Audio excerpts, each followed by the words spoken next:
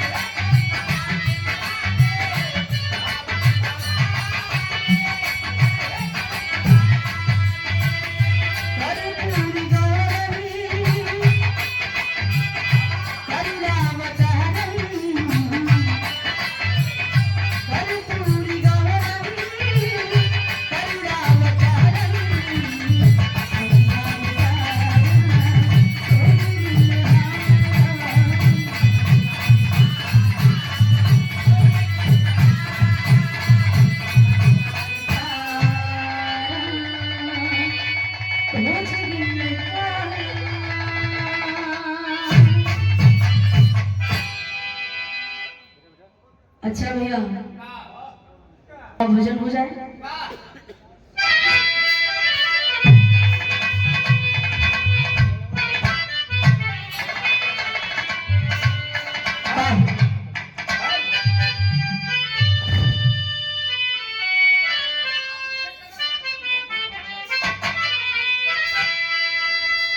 ओहो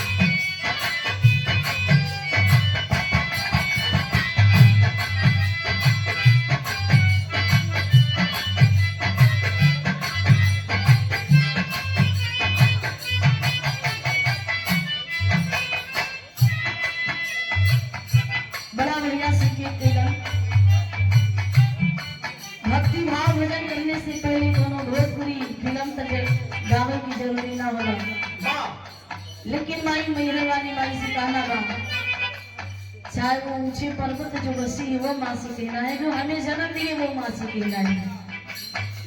गाना बता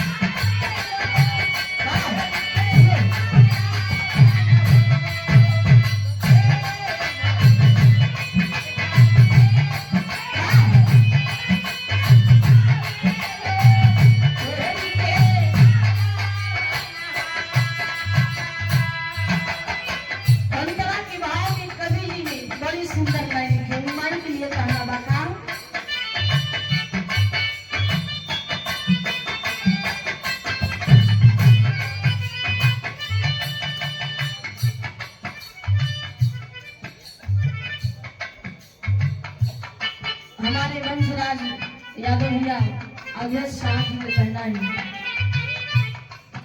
कि संजय यादव बाबा जी ब्लॉक प्रमुख, आप मंच में आइए, आपका स्वागत है।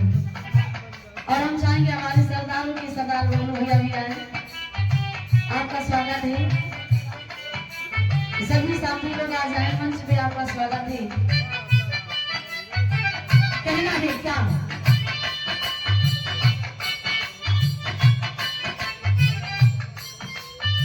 राजनाथ यादव, तेजू यादव, आप लोग सब लोग आ जाइए मंच पे, आपका स्वागत है। कमलेश प्रधान जी कहना है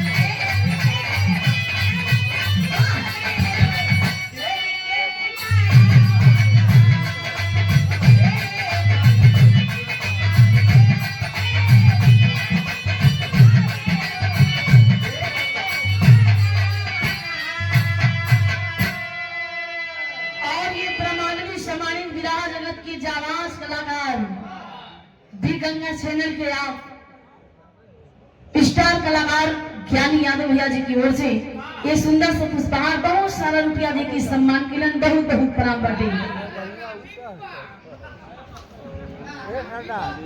समझा समझा था का कहा तुम चचा लोग उन्हीं सुनिया कहा गया कि बड़े बड़े ऋषि मुनि ज्ञानी महात्मा संत लोग आदि शक्ति जगदम्बा माई मैया वाली मां शारदा के दर्शन करके पूजा पाठ करके इस दुनिया से मर हो गई। कहा गया मन की तरंग मार लो बस हो गई भजन, आदत बुरी सुधार लो बस हो गई भजन। दूसरे लाइन में कहना है, क्या कहना है?